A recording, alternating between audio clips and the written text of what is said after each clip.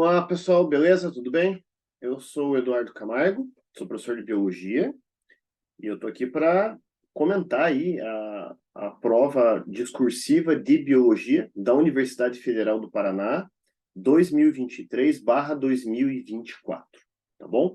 Vamos analisar aí com calma as 7 questões cobradas nesta prova, e não necessariamente abordarei critérios de correção, tá, né? Até porque no momento em que estou gravando esta resolução, os critérios não foram divulgados, né? Então, os critérios vêm da universidade. Aqui a gente vai trabalhar sugestões de respostas, né? Quais seriam os caminhos para você atingir os critérios de correção, ok? Vamos aí, então, para a primeira questão.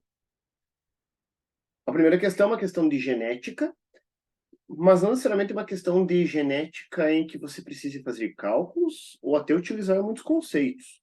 É uma questão mais mecânica e até de raciocínio lógico e matemático, tá? É uma questão que exigiu que o candidato soubesse como proceder aí para formar a gameta a partir de leis da genética, como a lei da segregação independente, ok? Então, nesta questão, o que a gente precisa saber? Vamos lá.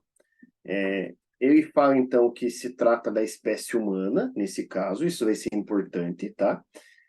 Que considera, então, em humanos os genes P, Q e R, que têm segregação independente. O que isso significa? São regidos pelas leis mendelianas. São localizados em cromossomos autossômicos e possuem os alelos Pzão, Pzinho, Qzão, Qzinho, Rzão, Rzinho, então são as versões dominante e recessiva de cada alelo. O gene S, com os alelos Szão e Szinho, está num cromossomo sexual, né, o cromossomo X. Então, quais são os gametas produzidos pelo indivíduo Pzão, Pzinho, Qzão, Qzinho, Rzão, Rzinho? Perceba, para formar gameta, você teria que partir do princípio que estamos produzindo estes gametas por meiose, até porque ele falou que é espécie humana, é importante isso. Então, que tipo de gametas podemos formar aqui?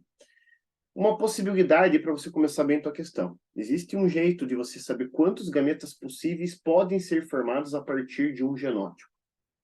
Uma formulazinha.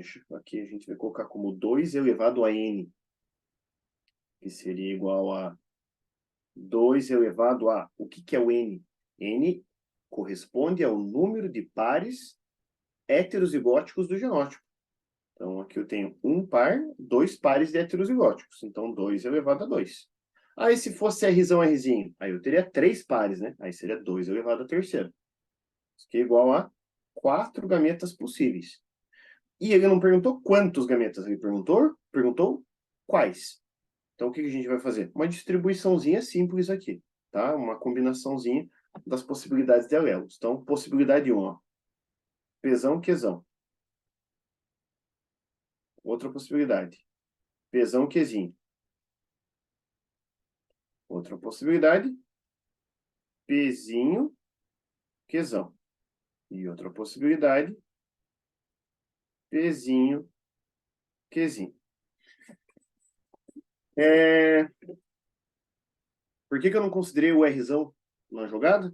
Porque o Rzão só tem uma possibilidade de alelo, né? Eu não preciso combinar. Eu só tenho uma versão dele. Então, sempre vai ser um gene Rzão. Concorda? Lembre que a meiose fala que você vai ter uma divisão dos seus genes pela metade. Então, se eu tenho 2 genes Rzão, só vai um para o gameta. Qual deles? Só o Rzão, né? Então, quantos gametas eu formei? 4, olha lá. Lembra? A gente já tinha previsto isso. Aqui estão os 4 tipos de gametas possíveis. Claro que aqui, galera, eu escrevi abaixo da linha, né? Espero que quem tenha resolvido a prova não tenha feito isso, né? Você tem que obedecer o número de linhas. Aqui eu só estou fazendo um esquema para vocês, tá bom? A B já é mais chatinha. Quais são os gametas produzidos por uma fêmea heterozigótica para os genes Pzão e Szão? Lembra que o S é lá da parte dos cromossomos sexuais. E é homozigota recessiva para os genes Q e R. Então, ela é heterozigota para o gene P. Então, ela é Pzão, Pzinho. Recessiva para Q e R. Qzinho, Qzinho, Rzinho, Rzinho. Por que eu pulei o S? porque eu só estou falando dos autossômicos, P, Q e R. P, Q e R são os autossômicos. Há ainda cromossomos sexuais. Ela é heterozigótica para o alelo S. Então, é XSzão, XSzinho. Beleza? Vamos ver. Quantos gametas a gente pode formar, então? Quantos pares de heterozigotos a gente tem? 1, 2. 2 elevado a 2. Então, eu vou ter 4 gametas possíveis. Quais seriam eles? Pzão, Qzinho, Rzinho.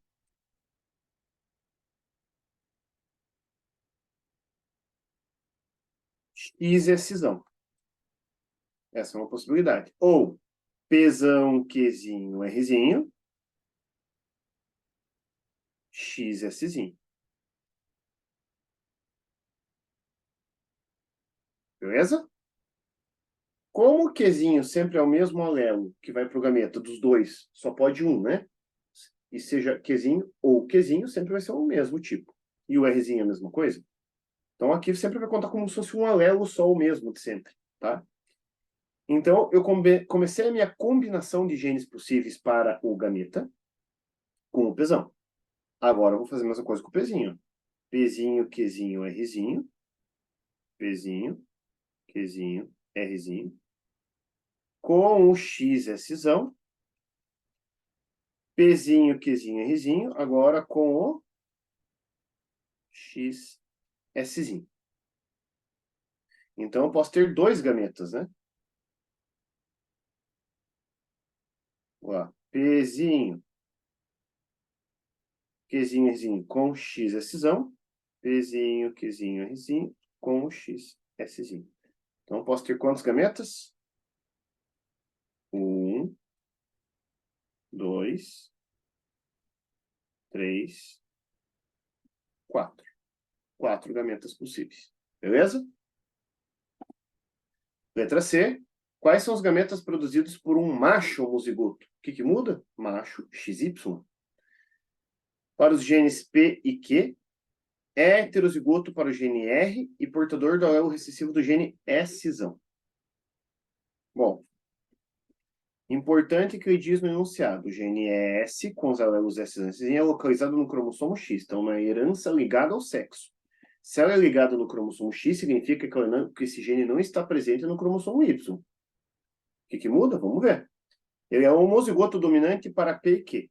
Pzão, Pzão, Qzão, Qzão. Homozigoto dominante, homozigoto dominante.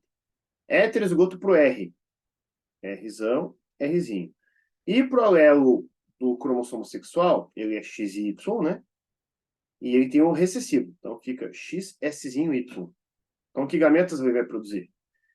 Sempre Pzão, sempre Qzão, né? Então, ó. Pzão, Qzão, Rzão.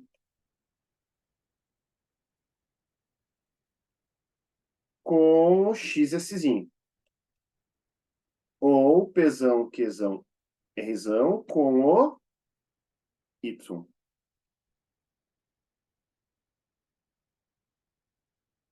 Agora chegou a vez do Rzinho, né? Pzão, Qzão, Rzinho com o XSzinho. Pzão, Qzão, Rzinho com o Y. 4 gametas também possíveis. Certo? Como falei, aí não é uma questão de genética que foi muito do meu gosto, do meu agrado, até porque ele não testou você praticamente com parte conceitual da biologia, e sim com uma organização aí mais matemática até, né? De combinação de genes aí e tudo mais. Então, enfim, espero que quem tenha feito essa prova aí no dia de fato do vestibular tenha tido êxito. Questão 2, uma questão legal, uma questão aí de evolucionismo, tá? Uma grande população de uma espécie de mamíferos se separou em 2 grupos de mesmo tamanho, um deles migrando para a região A e outro para a região B. Após o evento migratório, um grande terremoto originou uma barreira geográfica intransponível, separando os 2 grupos e formando 2 populações isoladas. Então, o grupo A agora não encontra mais o grupo B. Eles eram de um mesmo grupo e agora estão isolados.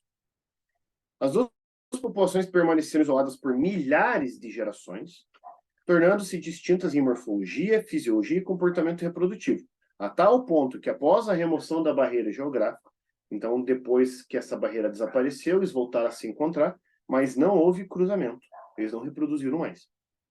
Então, de acordo com esta situação, letra A, qual é a relação entre a seleção natural e as diferenças morfológicas e fisiológicas que surgiram entre as duas populações após milhares de gerações de isolamento? O que a gente espera? Você percebeu que uma região ela tem inverno longo e temperatura negativa, e uma outra região tem clima quente e seco. Então você consegue perceber que as condições ambientais são diferentes dos dois lados dessa barreira geográfica, certo? E o que isso muda para a gente? Muda no seguinte sentido. As mutações que ocorrem de um lado dessa barreira geográfica, que são selecionadas positivamente, não necessariamente são as mesmas mutações que são selecionadas do outro lado. Vou dar um exemplo. Um lado é quente. Imagine que a galera que está no lado quente tenha uma mutação para formar casaco bem grosso. Claro que é um exemplo bobinho que eu estou te dando, mas só para você entender. Então, ter casaco quente e grosso é importante no clima quente e seco? Não.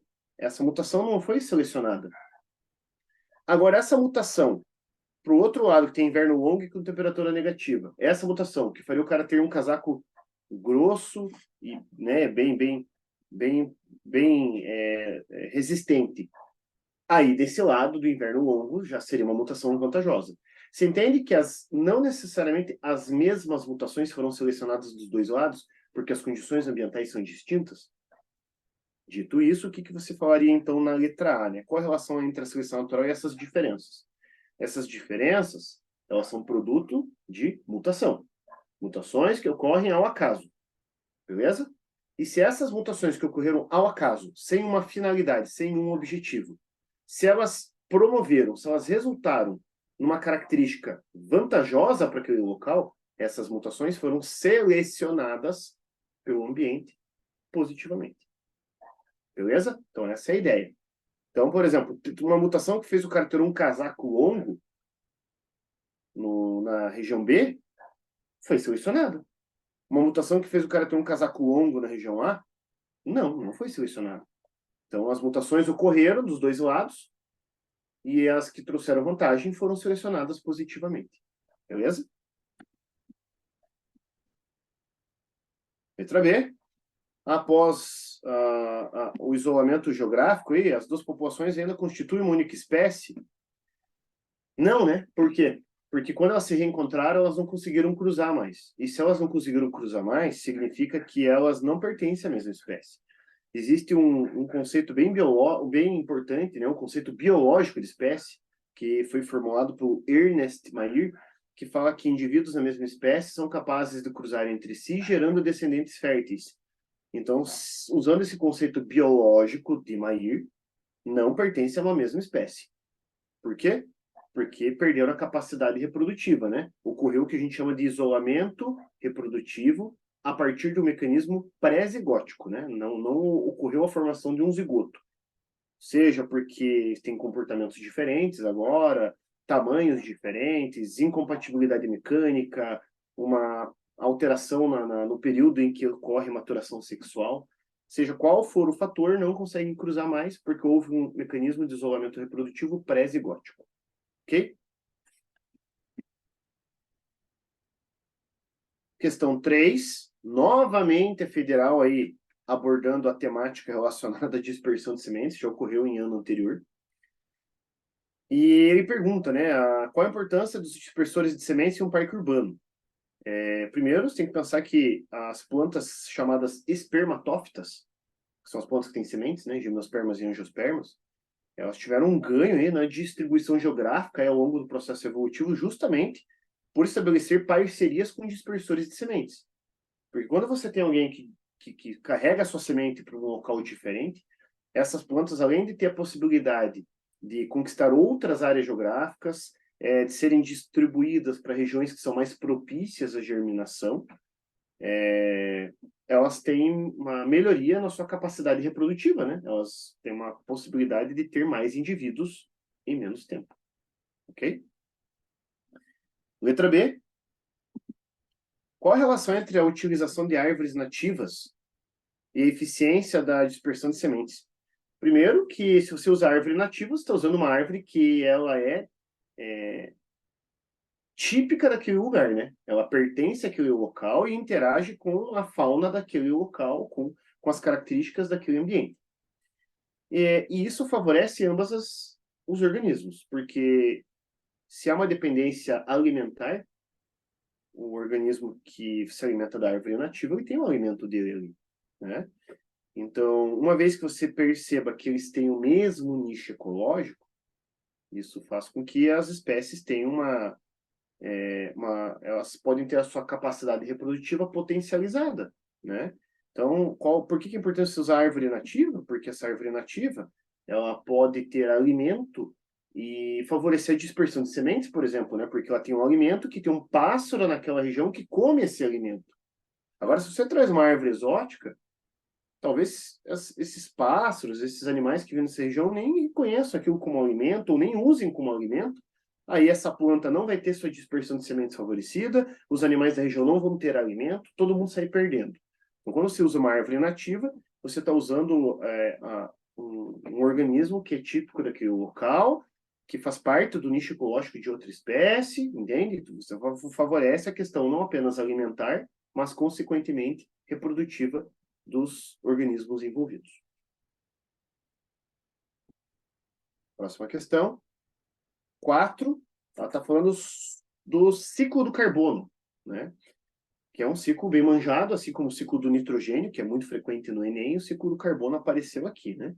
Então, nas aulas de biologia, normalmente eu abordo, quem tem aula comigo com muita propriedade, é a questão de que os alunos saibam os ciclos biogeoquímicos, eles são muito frequentes nas provas, tá? E vou fazer um esqueminha rápido para você. Não que você teria que fazer um esquema aqui, tá? Eu vou fazer um esquema só para facilitar a compreensão. Letra A, quais os papéis da fotossíntese e da respiração no ciclo biológico do carbono? Então, se você tem gás carbônico na atmosfera, quem é que vai tirar da atmosfera e trazer para o meio vivo? As plantas, ok? Elas fazem isso a partir de um processo, chamado de processo número 1, chamado fotossíntese. Então, a fotossíntese é importante justamente pela captação e fixação do carbono, né? Ela retira carbono da atmosfera. Aí o carbono está com a planta, né? Uma vez que ela fez fotossíntese, ela produziu glicose. Aí ela serve de alimento para um consumidor. E o carbono, agora assimilado pelo consumidor, a partir da matéria orgânica que foi construída ali na planta, né? A glicose, o açúcar, você queima o açúcar na respiração celular, não é isso? Gerando CO2. Então, o que é o processo 2? A respiração. Então, quais são os papéis? Qual seria a linha de entendimento? Que a fotossíntese favorece a captação ou fixação do carbono e a respiração restitui carbono para a atmosfera, mantendo um equilíbrio no ciclo. Tá? E na letra B, já um viés mais ambiental, né? Queima de combustíveis fósseis e desmatamento. Como eles afetam o ciclo do carbono? Então, olha lá. No ciclo do carbono, nós temos uma via adicional que foi, digamos, descoberta aí há mais de 100 anos, né? Hidrocarbonetos enterrados, combustíveis fósseis.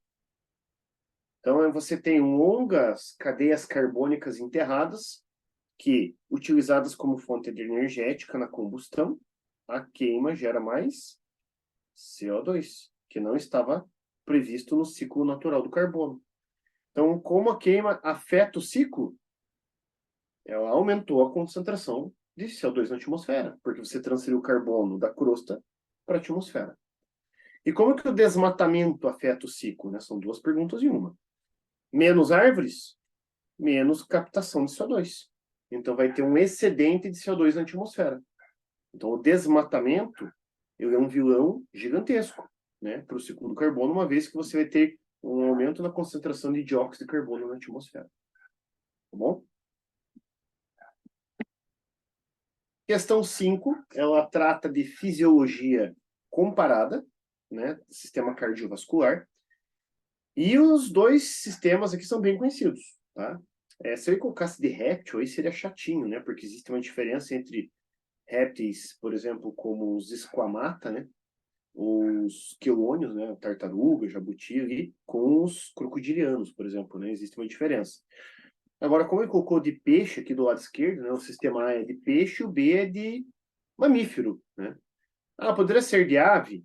Cara, até poderia, mas essa curvatura da aorta para a esquerda, ela meio que, né, aqui, ó, curvatura da aorta para a esquerda. Isso indica mamífero.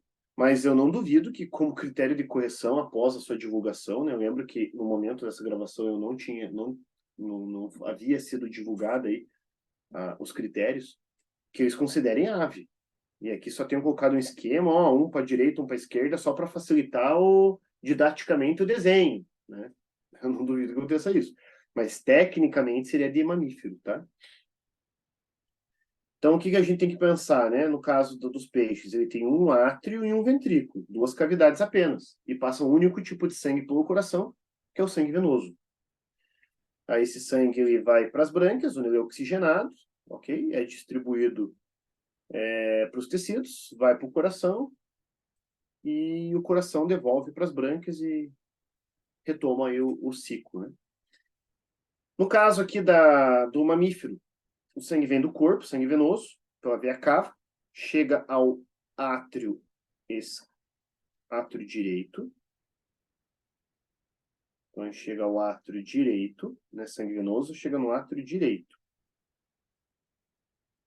Então, átrio direito, ventrículo direito, e o vaso que sai do coração é uma artéria, né? Foi para o pulmão, a artéria pulmonar. Então, aqui nós estamos nos pulmões. Aí, oxigenou o sangue, sangue arterial, veia pulmonar, retorna ao átrio esquerdo, vai para o ventrículo esquerdo e a artéria aorta e recomeçou o ciclo, tá? Então perceba a diferença, né? No sistema cardiovascular de mamífero não há uma mistura de sangue arterial e venoso, você tem dois tipos de sangue passando pelo coração, enquanto no sangue de peixe é só um único tipo de sangue. Então, sistema circulatório A, classe de animais que possuem, o A é de peixe e o B é de mamífero, tá? Circuito que o sangue percorre a partir do coração. Então, aqui, cara, depende do tamanho da tua letra, aí, né? Porque ficou meio abrangente isso aqui, né? Então, por exemplo, daria para você falar assim, ó. Então, vamos lá. O sangue que passa pelo coração do peixe, então, ó, o sangue vem do corpo, né? Sangue, então, você escreveria assim: corpo, tracinho, coração, tracinho, brânquias, tracinho, corpo. Agora aqui, por exemplo, ficaria mais longo, né? Não sei se caberia se determinar até o nome dos vasos, né?